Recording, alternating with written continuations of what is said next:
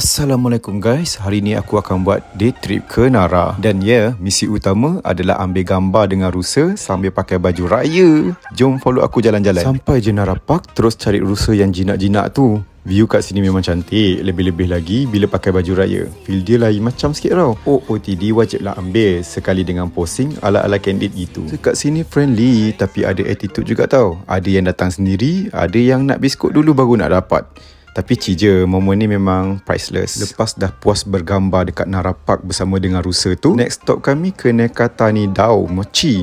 Kat sini ada show live tumbuk mochi laju gila yang korang perasan kat TikTok tu kan. Macam silap pun ada. Tengok aku try beli nang ketum mochi panas-panas tu, harga dia dalam 1,200 yen. Rasanya memang lembut, chewy dan fresh dari dapur. Belah je kedai tu ada jual kebab tau. Aiskrim pun ada. So aku beli dia punya aiskrim soda warna biru, harga dia dalam 500 yen. Rasa dia manis-manis sejuk, ngam lah dengan cuaca pada hari tu. Lepas dah settle tu, kita orang jalan sikit, tiba-tiba jumpa pula taman yang tak ada nama. So aku pun bagilah nama sendiri, Taman Sohami. Boleh tak wak? Cik gila tempat ni weh, angin sepoi, bunyi daun-daun. Yang paling penting dekat situ banyak gila sakura yang tak gugur lagi tau. Memang Port Healing paling best.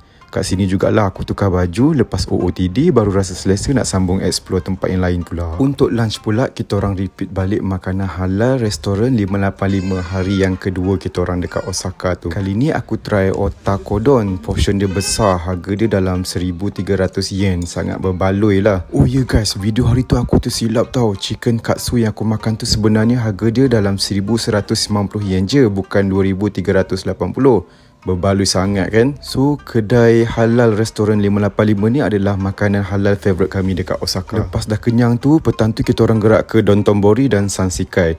Dua kawasan ni adalah ikonik kat Osaka, penuh dengan lampu. Vibe je sangat-sangat meriah. Yang paling wajib sekali bila dah sampai kat tempat ni, kita orang ambil gambar dekat signboard Glico. Lepak tengok street performance memang best gila. End of the day, kaki penat tapi hati tetap happy. Dari rusa ke mochi, taman, makanan best sampai ke night stroll, semuanya lengkap. Kalau korang datang Kansai, jangan lupa masukkan Nara dalam itinerary. Memang berbaloi. So, tu je untuk trip pada hari ni. Esok sambung lagi adventure tau. Kat mana?